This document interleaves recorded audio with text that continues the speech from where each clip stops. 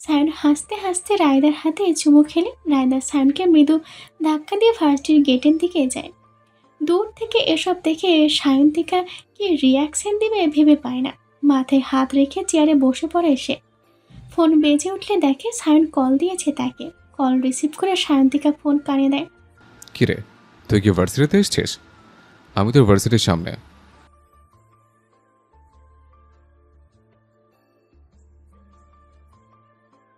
সায়ন্তিকা গলা ঝেড়ে প্রশ্ন করে। তোর ভাবি তো বাসায়, আসলে শরীরটা একটু খারাপ, সুস্থ থাকলে নিয়ে আসতাম। কই আছিস বল, আমি দেখা করে চাই। আমতা আমতা করে সায়ন বলে। সায়নের এমন জবাব পেয়ে সায়ন্তিকার কান্না পেয়ে যায়।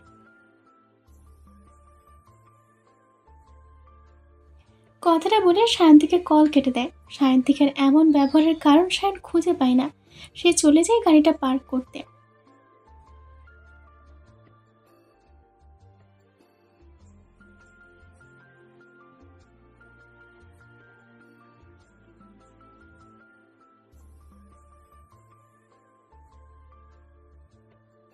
বিড়বিড় করে বলতে থাকে সায়ন্তিকা। ফুচকার বিল মিটিয়ে বান্ধবীকে ফেলে ভার্সিটির দিকে দৌড় দেয় সায়ন্তিকা।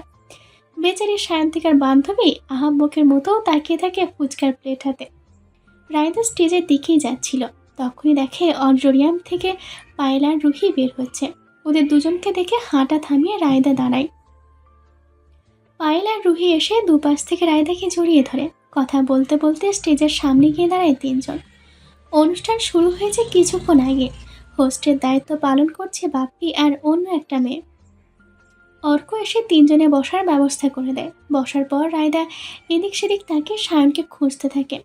গাড়ি পার্ক করে সায়ন ভার্সিটির ভেতর যায়। তবে সায়নের নজরে আসে গেটের পাশে দাঁড়ানো রুবেল। কিরে, তুই অফিস যাসনি? সায়ন এগিয়ে রুবেলকে জিজ্ঞেস করে। সায়নকে দেখতে পেয়ে রুবেল ভ্যাবা চাকা খায়। না আসলে সায়ু বলল বলল থাকতে, তাই ছুটি নিলাম। তুই না বললি আসবি না? জোরপূর্বক হেসে বলে রুবেল। হ্যাঁ, অফিসের কাজ ছিল কিছু, কিন্তু রি জেদ করলো তাই আসলাম। সায়ন্তিকার কিছু হয়েছে কিনা জানিস? আমি কল দিলাম, ঠিকভাবে কথা বললো না, উঠো রাগ দেখালো। সায়ন চিন্তিত হয়ে জিজ্ঞেস করে। সেটা তো বলতে পারলাম না। রুবেল জবাব দেয়। চল গিয়ে দেখি রি ঠিকঠাক বসেছে কিনা, তারপর না হয় তুই আর আমি টঙে গিয়ে আড্ডা দিব। সায়ন বলে। সায়ন আর রুবেল চলে যায় স্টেজের সামনেই বসা দর্শকের সেখানে। খুঁজতে খুঁজতে সায়ন রায়দাকে পেয়ে যায়। রায়দার দিকে সায়ন যেতে নিলে সায়ন থেকে এসে সায়নের হাত ধরে। হুট করে কেউ হাত ধরায় সায়ন তাকায়। কিরে, কি হয়েছে? এভাবে হাত ধরেছিস কেন? সায়ন প্রশ্ন করে।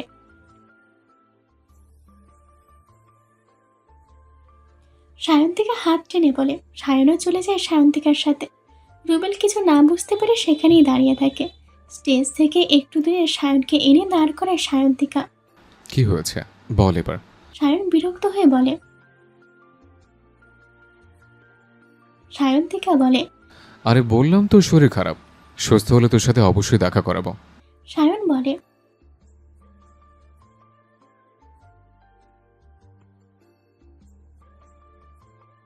সায়ন্তিকার এমন আচরণের কারণ বুঝতে পারে না সায়ন। তার ইচ্ছে করছে রায়দার সাথে সায়ন্তিকা দেখা করাতে, কিন্তু রায়দা স্পষ্ট বলে দিয়েছে এখনই সে সায়নের পরিবারের কারোর সাথে দেখা করবে না। ঠিক আছে, চলে যাচ্ছি আমি, কিছু প্রয়োজন হলে কল দিস। কথাটা বলে সায়ন ভার্সিটি থেকে বের হয়ে যায়। সায়ন যেতেই ফোন বের করে কাউকে কল দেয় সায়ন্তিকা। গাড়ির সামনে গিয়ে রায়দাকে কল দেয় সায়ন। সায়নের কল রিসিভ করে কিছু শুনতে না পায় রায়দা, তাই সে চেয়ার থেকে উঠে হাঁটা দেয় দূরে গিয়ে কথা বলার জন্য। রুবেলকে দাঁড়িয়ে থাকতে দেখে রায়দা সেখানে যায়। আরে ভাইয়া, আপনি এখানে দাঁড়িয়ে কেন? যান গিয়ে বসেন। এই পায়েল, ভাইয়াকে জায়গা করে দে, তো বসতে দে। রুবেলের সামনে গিয়ে রায়দা বলে। আরে না আপু, সমস্যা নেই। এই পায়েল, ভাইয়াকে আমার জায়গায় বসতে দে তো। অবশ্যই সমস্যা আছে, আপনি যান গিয়ে বসেন। রুবেল জবাব দেয়। কথাটা বলে রায়দা ফোন কানে দিয়ে হাঁটা দেয়। রুবেলকে পায়েলের পাশের চেয়ারে বসে। রুবেলকে দেখে পাশের চেয়ারে বসা জুনিয়রকে সরিয়ে চেয়ার খালি করেছে পায়েল। রুবেল চেয়ারে বসে পায়েলের দিকে তাকিয়ে হাসি দেয়, কিন্তু পায়েল কোনো প্রতিক্রিয়া দেখায় না। ফোন কানে দিয়ে স্টেজ থেকে অনেকটা দূরে গিয়ে কথা বলতে শুরু করে রায়দা। কি হলো, আপনি আবার কোথায় হারালেন? রায়দা জিজ্ঞেস করে। তোমার নরদিনে আমাকে ভার্সিটি থেকে তাড়িয়ে দিয়েছে। সায়ন জবাব দেয়। কেন, আপনি আবার কি করেছেন? রায়দা অবাক হয়ে প্রশ্ন করে। সে তার ভাবির কথা জিজ্ঞেস করেছে। বলেছি ভাবি অসুস্থ, ব্যাস। সে আমাকে বলল বাসায় গিয়ে ভাবির সেবা করতে। সায়নের কথা শুনে রায়দা হেসে দেয়। তাহলে তোমার নরদিনেকে বলে দেই তার ভাবি সুস্থ একদম, আর সে শাড়ি পরে ঘুরঘুর করছে। মিথ্যে বলেছেন যখন, এখন ভোগ করুন শাস্তি। একদম না, আপনাকে তো বলেছি এখন আপনার পরিবারের কারোর সাথে দেখা করব না। ঠিক আছে, দেখা করতে হবে না। আমি গাড়িতে বসে আছি, তুমি কখন আসবা? অপেক্ষা করতে থাকেন, আমার দেরি হবে। কল রাখছি। শোনো, বেশি দেরি করলে কিন্তু আমি আবার আসবো, তাই জলদি বের হও। সায়নের কথায় পাত্তা না দিয়ে কল কেটে দেয় রায়দা। কল কেটে হাঁটা দেয় স্টেজের দিকে। বিপরীত পাশ থেকে সায়ন্তিকা রায়দার দিকে আসতে থাকে। সায়ন্তিকাকে রায়দা ভালো করে খেয়াল করতে থাকে। সায়ন আর সায়ন্তিকার চেহারার গঠন একই রকম। সায়ন্তিকা রায়দাকে প্রশ্ন করে। তোমাকে দেখছি, তুমি অনেক সুন্দর আর মিষ্টি একটা মেয়ে। রায়দা হাসি দিয়ে বলে। রায়দার কথায় সায়ন্তিকা লজ্জা পায়। সায়ন্তিকা আবারও প্রশ্ন করে। সেদিন যে এসেছিল সে তোমার ভাইয়া?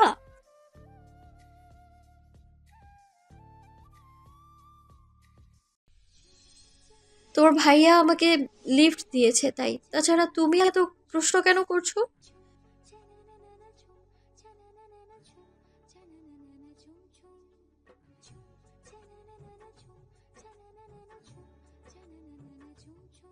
সায়ন্তিকা গম্ভীর গলায় কথাগুলো বলে।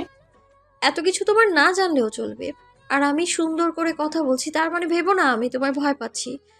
আসলে আমার আর ইচ্ছে করে না তোমার মতো মিষ্টি মেয়েকে ধমক দিতে। আমার ইচ্ছে করে তোমাকে দেখলে গাল টেনে দিতে, কিন্তু এখন গাল টানলে তোমার মেকআপ নষ্ট হবে, তাই ইচ্ছেটা দমিয়ে রাখ। স্টেজের দিকে যাব, পরে কথা হবে। কথাগুলো বলে রায়দা সায়ন্তিকার পাশ কাটিয়ে চলে যায়। রায়দার বলা কথাগুলো শুনে সায়ন্তিকা রেগে যায়। কিভাবে রায়দাকে সায়স্তা করবে ভাবতে থাকে সে। স্টেজের পিছনে গিয়ে রায়দা দাঁড়ায়। অর্ক রায়দাকে দেখে এগিয়ে আসে। শরীর কেমন এখন তোর? অর্ক জিজ্ঞেস করে। শরীর মন দুটোই ভালো, একদম 100% ভালো। রায়দা হেসে বলে। শরীর কেমন এখন তোর? নো, নে তোর স্পিচ। প্রতি সেমিস্টারে জুনিয়রদের একই স্পিচ, দ্যাটস বোর লাগে না? রায়দার হাতে একটা কাগজ দিয়ে বলে অর্ক। ফ্রেশাররা তো জানে না আমি একই স্পিচ দিচ্ছি, তাই বোর হওয়ার কোনো কারণ নেই। রায়দা বলে। রুহিকে ঠিকভাবে দেখেছিস? পুরোই মাখন লাগছে ওরে আজকে। রায়দা বলে। তুই দেখ, আমি সময় পেলে পরে দেখে নিব। অর্ক জবাব দেয়। রায়দা কিছু বলার পূর্বেই স্টেজে রায়দার নাম ঘোষণা করা হয়। রায়দা চলে যায় স্টেজে বক্তব্য দিতে। ফ্রেশারদের উদ্দেশ্যে সব সময় ওরিয়েন্টেশনে রায়দা বক্তব্য রাখে। রায়দার বক্তব্য শেষ হলে সে স্টেজ থেকে নেমে পায়েল আর রুহি যেখানে বসেছিল সেখানে চলে যায়। মিনিট 20 পর অর্ক বাপ্পি এলে রায়দা, পায়েল আর রুহি বসা থেকে উঠে যায়। রুবেলকে ডেকে রায়দা সাথে নিয়ে নেয়। হাঁটতে হাঁটতে সকলে ভার্সিটির গাছতলায় চলে যায়, যেখানে ফাহিম বসে আছে। রুবেলের হাতে রায়দা ক্যামেরা ধরিয়ে দিয়ে বলে তাদের গ্রুপ ছবি তুলে দিতে। একে একে রুবেল রায়দাদের অনেকগুলো ছবি তুলে দেয়। ছবি তোলা শেষ হলে অর্ক, বাপ্পি, ফাহিম চলে যায় স্টেজের দিকে। অর্ক বাপ্পি পারফর্ম করবে এখন, আর ফাহিম তা ভিডিও করবে। রায়দার ফোন আবারও বেজে ওঠে। ফোন হাতে নিয়ে রায়দা দেখে সায়ন কল দিয়েছে। কথা বলার জন্য রায়দা সেখান থেকে সরে যায়। আমি তাহলে চলে যাই, অনেকক্ষণ বসলাম। পায়েলকে বলে রুবেল। চলুন আপনাকে এগিয়ে দিই। পায়েল বলে। রুহি পায়েলের কথা শুনে চোখ তুলে তাকায়। না, সমস্যা নেই, আমি যেতে পারবো। রুবেল না করে দেয়। আরে না, চলেন। রুহি তুই থাক আর শোন। পায়েলকে রুহির কানে কানে কিছু বলে। রুহি সব দেখছে আর অবাক হচ্ছে। পায়েল হাঁটাদের সাথে রুবেলও যায়। ফোনের কথা শেষ করে রায়দা এসে দেখে শুধু রুহি দাঁড়িয়ে আছে। কিরে পায়েল কই? রুহিকে জিজ্ঞেস করে রায়দা। ওই ভাইয়ের পকেট ফাঁকা করতে। রুহি জবাব দেয়। মানে? রায়দা আবারও জিজ্ঞেস করে। ওই ভাইয়ের পকেট ফাঁকা করতে গেছে। ওই যে ভাইয়াটা ছিল সেদিন অনুষ্ঠানে ওর পায়ে জুস মেরেছিল, সেটা শোধ নিতে আজকে ভাইয়াকে নিয়ে ক্যাফেতে গিয়ে ওনাকে জব্দ করবে। রুহি বলে। বুঝেছি, সব খেয়ে বেচারা রুবেল ভাইয়ের হাতে বিল ধরিয়ে দিবে। রায়দা হতাশ গলায় বলে। অনুষ্ঠান শেষ হওয়ার আগে রায়দা ভার্সিটি থেকে বেরিয়ে গেছে। রুহি একা একা বসেছিল, সেটা দেখে অর্ক এসে রুহির পাশে বসে। তোকে সুন্দর লাগছে অনেক। হুট করে রুহির দিকে না তাকিয়ে বলে অর্ক। অর্কের মুখে এমন কথা শুনে রুহি মুখ তুলে তাকায়। তোকে তো সবসময় সুন্দর লাগে, কিন্তু বলা হয় না, যদি ভাবনিস তাই। তোকে কি পৌঁছে দিব? বিকাল হয়ে আসছে, চল পৌঁছে দিই। অর্ক আবারও বলে।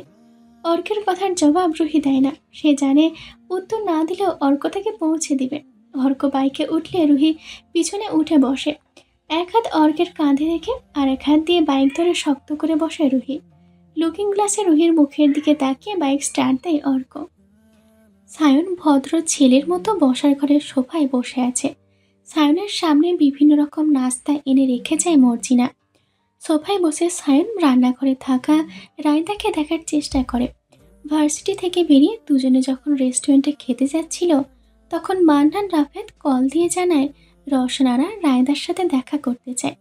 সায়ন গাড়ি ঘুরিয়ে মিষ্টির দোকানে গিয়ে কয়েক রকম মিষ্টি কেনে। যদিও রায়দা না করেছিল, কিন্তু সায়ন তাতে কান দেয়নি। এই ফাঁকে রায়দা জেনে নেয় প্রথম দিনও রায়দাদের বাসায় সায়ন মিষ্টি নিয়ে গিয়েছিল, কিন্তু রায়দা এই বিষয়ে জানতো না। মিষ্টি কিনে রায়দাকে নিয়ে আসে তার বাবার বাসায়।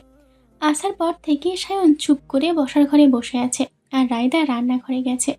রায়দা চুলার সামনে দাঁড়িয়ে মনোযোগ দিয়ে দেখছে কিভাবে রওশনারা চা বানাচ্ছে। তোরে একা আসতে বলছি, তুই তো জামাইকে নিয়ে হাজির। মায়ের সাথে দেখা করবি তাও জামাইকে আনা লাগে?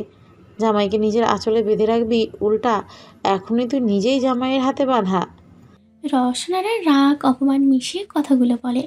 চুলায় বলক হওয়া চায়ের দিকে তাকিয়ে রায়দা কিছু ভাবছিল। এর মধ্যে রওশনারার কথাগুলো শুনে রায়দার হাসি পায়। হাসি দমিয়ে না রেখে রায়দা জোরে হেসে দেয়। আমি বললাম সিরিয়াস কথা, আর তুই হাসছিস? এই, তুই কি ছেলেটার সাথে থেকে পাগল হয়ে গেলি, নাকি তোরে তাবিজ টাবিজ করছে? চুলা থেকে চা নামে রওশনারা বলে। যে নিজে থেকে আঁচলে বেঁধে আছে তাকে আর কিভাবে বাঁধবো? তাছাড়া লোকটা অতটাও খারাপ না যতটা ভেবেছিলাম। তুমিও ওর সাথে কয়েকটা দিন থাকলে বুঝবে। রওশন আরার দিকে তাকিয়ে রায়দা বলে। রওশন আরা আশ্চর্য হয়ে তাকায়। রায়দা রওশন আরার কাছ থেকে চায়ের মগটা নিয়ে বসার ঘরে যায়। বসার ঘরে গিয়ে চায়ের মগটা সায়নের দিকে এগিয়ে দিলে সায়ন মগটা হাতে নেয়। সায়নের চেহারা দেখে রায়দা আঁচ করে সায়নের এখানে মোটেও ভালো লাগছে না। রায়দা এসে সায়নের পাশে বসে। মর্জিনা খালা, টেবিলে ভাত দাও। যা তরকারি আছে তাই দিয়েই দাও, অন্য কিছু রান্না করতে হবে না। তরকারি না থাকলে ডিম ভেজে দাও। এই নাস্তাগুলো সরাও, এগুলো খাবো না আমি। রান্নাঘরের দিকে তাকিয়ে রায়দা গলার স্বর উঁচিয়ে বলে। রি, কি করছো? থামো। তুমি তোমার মায়ের সাথে কথা শেষ করো, এরপর আমরা বের হয়ে কোথা থেকে দুপুরে খাবার খেয়ে নেব, সমস্যা নেই। সায়ন রায়দার হাত ধরে বলে। কেন, এখানে খেলে কি সমস্যা? তাছাড়া এটা আপনার শ্বশুর বাড়ি, এখানে আপনার পূর্ণ অধিকার আছে। দুপুরবেলা এসে না খেয়ে বের হলে আপনার শ্বশুর অনেক রাগ করবে। রায়দা সায়নের হাতের ওপর হাত রেখে বলে। কিন্তু তোমার উপর এখন আমার পূর্ণ অধিকার হলো না। রায়দার রাখা হাতের দিকে তাকিয়ে বলে সায়ন। যতক্ষণ একসাথে আছি প্রতি মুহূর্তে এনজয় করেন। বলা তো যায় না কখন কি হয়ে যায়। দেখা গেল আপনি এমন কিছু করলেন তাতে আমি আর জীবনেও আপনার চেহারা দেখলাম না। সায়নের কানের কাছে মুখ এনে রায়দা বলে। রায়দার বলা কথাগুলো শুনে সায়ন ঘামতে শুরু করে। এই প্রথম সায়নের মনে হচ্ছে রায়দাকে এসে একেবারে কখনোই পাবে না। রায়দার ফোন বেজে উঠলে সায়নের হাত ছেড়ে টি টেবিলের ওপর থেকে ফোন হাতে নেয় রায়দা। মান্নান রাফেদের কল দেখে হাসি মুখে কল রিসিভ করে রায়দা। কখন আসবে তুমি? রায়দা প্রশ্ন করে। আমি প্রায় চলে এসেছি, সময় লাগবে না। তুই জামাইকে নিয়ে খেতে বস, আমি চলে আসব। মান্নান রাফেদ জবাব দেয়। জলদি আসো, আমি ওয়েট করছি। কল কেটে রায়দা সায়নের দিকে তাকায়। সায়ন চায়ের মগের দিকে তাকিয়ে কিছু ভাবছে। কি হলো? চা খান, এভাবে বসে আছেন কেন? চা খাওয়া শেষ করেন, আমি হাত মুখ ধুয়ে আসি। সায়নকে বলে রায়দা। রায়দা কানের দুলজোড়া আর হাতের চুড়িগুলো খুলে সায়নের পাশে রাখে। বসার ঘরের সাথে থাকা বাথরুমে গিয়ে হাত মুখ ধুয়ে এসে খাবার টেবিলে বসে সে। সায়ন, চা রেখে আসেন, ভাত দিচ্ছে, খেয়ে নেন। সায়নকে ডেকে বলে রায়দা। সায়ন গুটি পায়ে এসে রায়দার পাশে চেয়ার টেনে বসে। ভাত তরকারি বেড়ে সায়নকে দিয়ে তারপর রায়দা নিজে নিয়েও খেতে শুরু করে। রওশনারা এসে রায়দার পাশে দাঁড়ায়। সায়ন খাওয়ার মাঝে বারবার অন্যমনস্ক হয়ে যায়। জামাইয়ের কি খাওয়ান ভালো লাগে নাই? আইসকা একদম চুপচাপ কেন? মর্জিনা খালা বলে ওঠে। শাশুড়ি কথা বলছে না তাই জামাই চুপ। রায়দা খেতে খেতে জবাব দেয়। রাই আজকে থাকুক, তুমি চলে যেও। গলা ছেড়ে রওশনারা সায়নকে বলে। অসম্ভব, রেখে রেখে যে আমার পক্ষে সম্ভব না। গভীর রাত হোক তো ওকে নিয়ে ফিরবো আমি, সমস্যা নেই। রওশন আরার কথায় প্রতিবাদ করে সায়ন বলে। রায়দা চুপ করে খেতে থাকে। সে চায় সায়ন নিজে থেকে নিজের ইচ্ছে বলুক। ভুলে যেও না, তোমার হাতে এখনো মেয়ে তুলে দিইনি, শুধু জেদ করে মেয়ে গিয়ে তোমার কাছে থাকছে। রওশন আরা গম্ভীর গলায় বলে। তাতে কি হয়েছে? রিয়া আমার বিয়ে করে বউ, আর বিয়ের পর স্বামীর কথাই শেষ কথা। এটা ভুলে যাবেন না শাশুড়ি। সায়ন রওশন আরার দিকে তাকিয়ে বলে। দেখেছিস, আমি বলেছি না এই ছেলে তোরে একদম বেঁধে রাখবে, দেখ তুই। এখনই তোর স্বাধীনতা কেড়ে নিতে চাইছে, বাকি দিন তো পড়েই আছে। রওশন আরা রায়দাকে বলে। শোনেন, আমি কখনোই আপনার মেয়েকে কোনো বিষয়ে বাঁধব না, যদি না সেটা তার জন্য ক্ষতিকর হয়। কয়েকটা দিন আমার সাথে আছে, এরপর তো ও বাসায় ফিরে আসবে। এই কয়েকটা দিন ও থাকুক আমার সাথে। সায়ন রওশন আরার কথায় জবাব দেয়। উনি ডরাইতেছে যদি রাইসের বাচ্চা পেটে আইসা পড়ে সেইটা নিয়া। মর্জিনা খালা হুট করে বলে ওঠে। মর্জিনা খালার কথা শুনে রায়দা খাবার খাওয়া রেখে রওশন আরার দিকে তাকায়। সায়ন লজ্জায় মাথা তুলে তাকায় না। রওশন আরা মর্জিনার দিকে রাগী দৃষ্টিতে তাকিয়ে রুমে চলে যায়। রওশন আরা চলে যেতে রায়দা আর সায়ন হেসে দেয়। দুজনের হাসি দেখে মর্জিনা খালাও হেসে দেয়। খাওয়া শেষ করে রায়দা নিজের রুমে চলে যায়। সায়নও রায়দার পিছন পিছন রুমে গিয়ে দরজা লাগিয়ে দেয়। দরজা লাগানোর শব্দে রায়দা ঘুরে দাঁড়ায়। কি হলো, দরজা লাগালেন কেন? রায়দা প্রশ্ন করে। সায়ন এগিয়ে এসে রায়দার 2 হাত মুঠোবন্দি করে ফেলে। এদিক ওদিক তাকিয়ে চোখ বন্ধ করে ফেলে। তারপর রায়দার হাত জোড়া তুলে কয়েক দফা চুমু খায় সে। রায়দা সায়নের কাণ্ডে কী প্রতিক্রিয়া দিবে বুঝতে পারে না। টান দিয়ে সায়নের হাত থেকে নিজের হাত ছাড়িয়ে নেয় রায়দা। বন্ধ চোখ জোড়া খুলে সায়ন রায়দার দিকে তাকায়। কি হয়েছে আপনার? হঠাৎ এত অস্থির কেন লাগছে? পরশু রাত থেকে দেখছি আপনি উল্টাপাল্টা আচরণ করছেন। আমি সেই সায়নকে দেখছি না যাকে আমি এই কদিন ধরে দেখেছি। রায়দা চিন্তিত হয়ে জিজ্ঞেস করে। সায়ন রায়দার কথার জবাব না দিয়ে রায়দার ডান হাত টেনে নিজের বুকের উপর রাখে। রায়দা নিজের বাম হাত সায়নের কপালে গলায় ছুঁয়ে বোঝার চেষ্টা করে জ্বর আছে কিনা। সময় যত বাড়ছে, হুট করে তোমায় হারানোর ভয় তত গভীরভাবে আমাদের জেগে বসছে রে। আমার কিছু ভালো লাগছে না, খালি মনে হচ্ছে তোমাকে হারিয়ে ফেলবো। অসহায় গলায় বলে সায়ন। সায়নের কথা শুনে রায়দার মায়া হয় খুব। আরে আপনি এমন কেন করছেন? আমি তো আপনার সাথে আছি নাকি?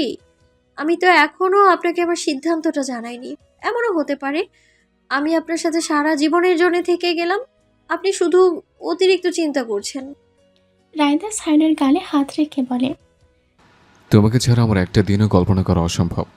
কথা দাও, যাই হোক কখনই আমার ভালোবাসার উপর সন্দেহ করবে না।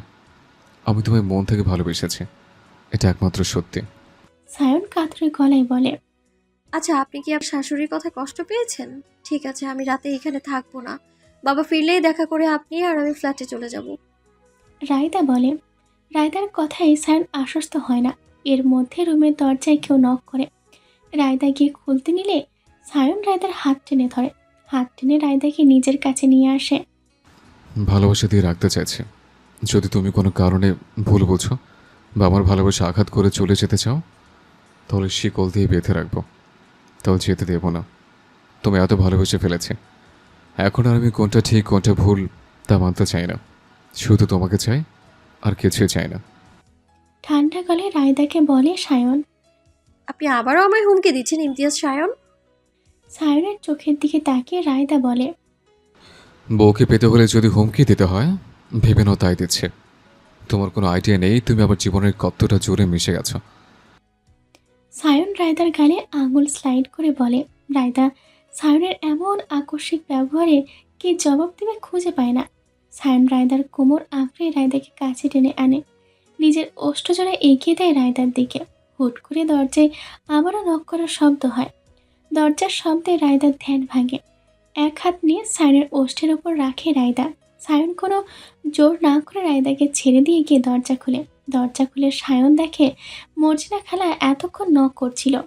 আপনাকেও বিরক্ত করতাম না ভাই, বাসায় আইছে তাই আপনাকে ডাকতে কইছে আপা। মর্জিনা হাসি দিয়ে কথাগুলো বলে। সায়ন মর্জিনা খালার সাথে বসার ঘরে যায়। রায়দা নিজের বিছানায় বসে ভাবতে থাকে সায়নের বলা কথাগুলো। এখনও সে বুঝে উঠতে পারছে না সায়ন হঠাৎ এত কঠোরভাবে কথাগুলো বলছে কেন। যেই ছেলে তাকে কাছে রাখতে আদরে গলায় ভালোবেসে বলতো, সে এখন বলছে জোর করে রাখবে, তাও শিকল পরিয়ে। এই বিষয়ে আর কিছু ভাবতে চাইল না রায়দা। পরে ফ্ল্যাটে ফিরে সায়নকে জেরা করবে বলে ভেবে নেয়। বিছানা থেকে উঠে বসার ঘরে যায় সে। সায়ন আর মান্নান রাফায়েত কিছু নিয়ে কথা বলছিল। রায়দা গিয়ে মান্নান রাফায়েতের পাশে বসে।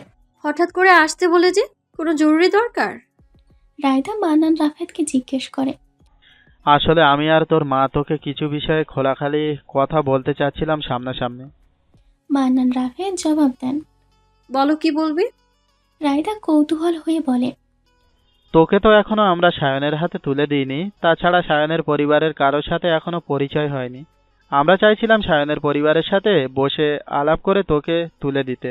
যেহেতু তোরা একসাথে থাকিস, তার মানে এই বিয়ে নিয়ে তোদের কোনো আপত্তি নেই, তাই বলছি একেবারে তোকে তুলে দিতে চাই। মান্নান রাফায়েত কথাগুলো বলে।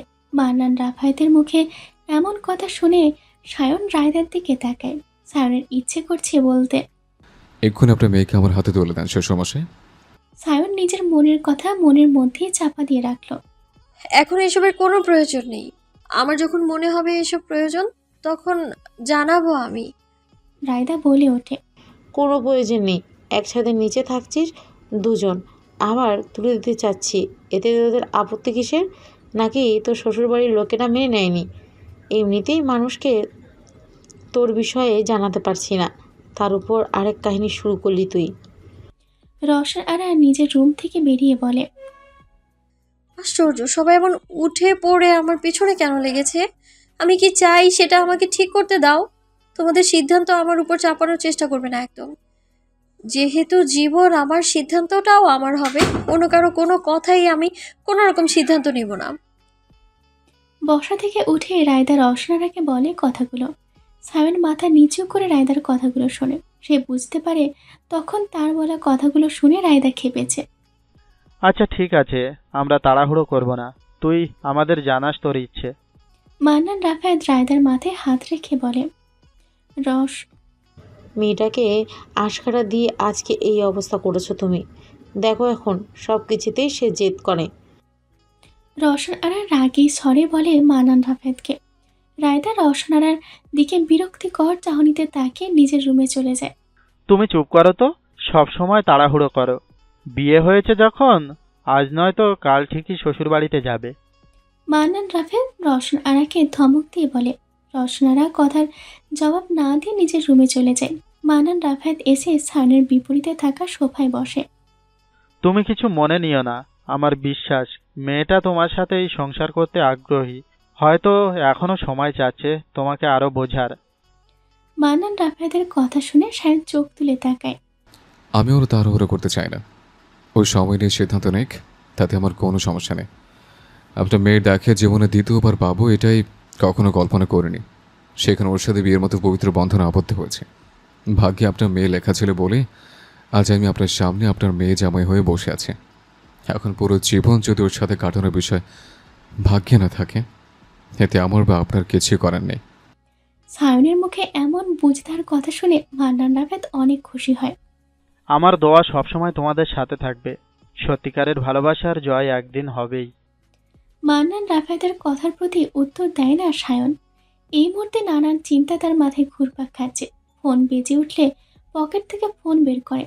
স্ক্রিনে সেভ করা নাম্বারটা দেখে সায়নের চোখ মুখ শক্ত হয়ে যায়। কল কেটে বসা থেকে উঠে দাঁড়ায় সে।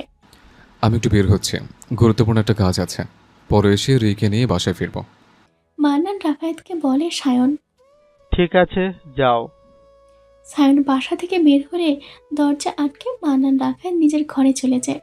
রায়তা তখন জেদ করে এসে নিজের রুমে শুয়েছিল।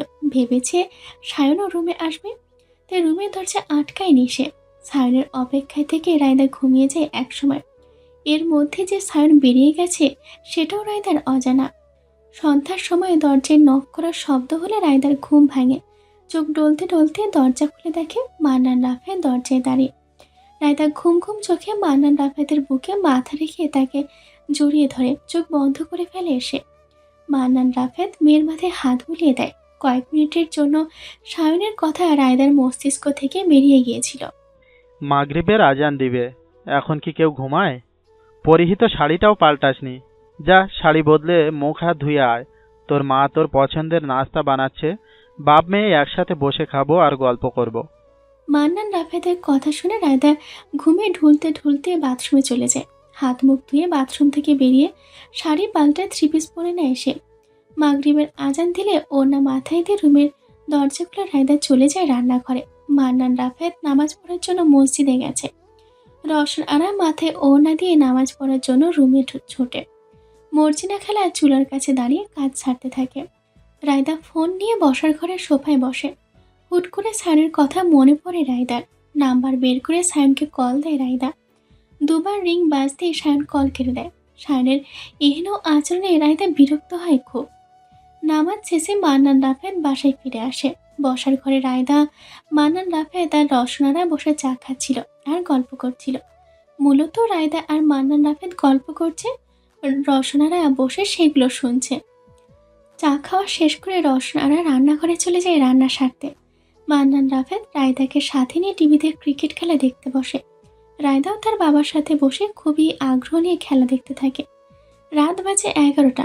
রওশনারার রান্না শেষ আরও আগে, কিন্তু মান্নান রাফেদ অপেক্ষা করছে সায়নের। রায়দা এর মধ্যে আরও কয়েকবার কল দিয়েছে, কিন্তু সায়নের ফোন বন্ধ। সায়নের ফোন বন্ধ পেয়ে প্রথমে রায়দার রাগ হলেও এখন চিন্তা হচ্ছে সায়নকে নিয়ে। বসার ঘরে রায়দা চিন্তিত হয়ে বসে আছে আর মান্নান রাফেদ টিভি দেখছে। হুট করে কলিং বেলের শব্দ হলে রায়দা দৌড়ে গিয়ে দরজা খুলে দেখে সায়ন দাঁড়িয়ে আছে। সায়নের চোখে মুখে বিশাল ক্লান্তির ছাপ। কোথায় ছিলেন আপনি? ফোন কেন বন্ধ আপনার? কি হয়েছে জবাব দিন। রায়দা একটার পর একটা প্রশ্ন করতেই থাকে। ভেতরে গিয়ে সব কথার উত্তর দিচ্ছে। সায়ন ক্লান্তির স্বরে বলে, আরে ছেলেটাকে আগে ফ্রেশ হতে দে। দেখেই বুঝতেছিস না অফিসে কাজে গিয়েছিল, সেই জন্যই হয়তো সময় পায়নি। তুমি যাও গিয়ে গোসল সেরে নাও। মান্নান রাফেদ বলে ওঠে। রায়দা দরজা থেকে সরে দাঁড়ালে সায়ন রায়দার দিকে একবার তাকিয়ে রায়দার রুমে চলে যায়। রায়দা দরজা লাগিয়ে মান্নান রাফেদের একটা গেঞ্জি আর ট্রাউজার নিয়ে সায়নকে দেয়। সেগুলো নিয়ে সায়ন গোসল করতে বাথরুমে ঢোকে। মর্জিনা, খাবার দে টেবিলে। মান্নান রাফেদ বলে। মর্জিনা খালা খাবারগুলো টেবিলে এনে রাখতে শুরু করে। রায়দা, মান্নান রাফেদ, রওশনারা এসে টেবিলে চেয়ার টেনে বসে। কিছুক্ষণ পর সায়ন মাথার চুল মুছতে মুছতে এসে রায়দার পাশের চেয়ার টেনে বসে। অনেক রাত হয়ে গেছে, আজকে তোমরা থেকে যাও। মান্নান রাফেদ সায়নের দিকে তাকিয়ে বলে, এটা আবার বলতে হয় নাকি? এত রাতে মেয়েকে আমরা আজাদে দিব না, এটা তো বলার কিছু নেই। রওশনারা বলে ওঠে, কেন শাশুড়ি, আপনার কি মেয়ে জামাইয়ের উপর বিশ্বাস নেই? মানছি এখন আমি সেই টকবকে কিশোর নেই, তাও কেউ আমার বউয়ের দিকে হাত বাড়ালে দু চারটা কেল খুশি মেরে বাপের নাম ভুলে দেওয়ার মতো যথেষ্ট শক্তি আমার আছে। সায়ন রওশনারার কথায় ফোড়ন কেটে বলে। সায়নের কথা শুনে রওশনারা খাবার মুখে দিয়ে কাশতে শুরু করে। মর্জিনা খালায় এক পাশে দাঁড়িয়ে ওড়না মুখে দিয়ে হাসি থামানোর চেষ্টায় ব্যস্ত। মান্নান রাফেদ রওশনারার দিকে পানি এগিয়ে দেয় খাওয়ার জন্য। শাশুড়ি, আপনি ঠিক আছেন? হ্যাঁ, আমি ঠিক আছি, কিন্তু তুমি তোমার মুখটা বন্ধ রাখো। কোথায় কি বলতে হয় এখনো শেখোনি। রওশনারা বলে। সায়ন কিছু বলতে যাচ্ছিল, এর মধ্যে রায়দা নিজের খাওয়া শেষ করে উঠে যায়। কথা বন্ধ করে সায়নও খাওয়াতে মনোযোগ দেয়। রুমে এসে চুলের খোপা খুলে রায়দা ফোন হাতে নিয়ে গ্রুপ চ্যাটে ব্যস্ত হয়ে যায়। মিনিট 10 পর সায়ন রুমে এসে দরজা লাগিয়ে দেয়। দরজা লাগানোর শব্দে মুখ তুলে রায়দা তাকায়, এরপর আবারও নিজের ফোনের দিকে মনোযোগ হয়। রুমের লাইট নিভে সায়ন বিছানায় এসে বসলে রায়দা মাঝে কোলবালিশটা রেখে বিপরীত দিকে মুখ করে শুয়ে পড়ে এসে। সায়ন হতাশ হয়ে রায়দার চুলে হাত দিলে রায়দা সে হাত ছড়িয়ে দেয়। তুমি কি আমার উপর রেগে আছো? সায়ন জিজ্ঞেস করে, অনেক রাত হয়েছে, ঘুমান। যা কথা বলার আগামীকালকে ফ্ল্যাটে ফিরে তারপর বলবো। রায়দা কড়া স্বরে বলে। মাঝের বালিশটা সরিয়ে সায়ন এসে রায়দাকে পিছন থেকে জড়িয়ে চোখ বন্ধ করে ফেলে। রায়দা সায়নের হাত ছড়িয়ে দিলে সায়ন আবারও জড়িয়ে ধরে।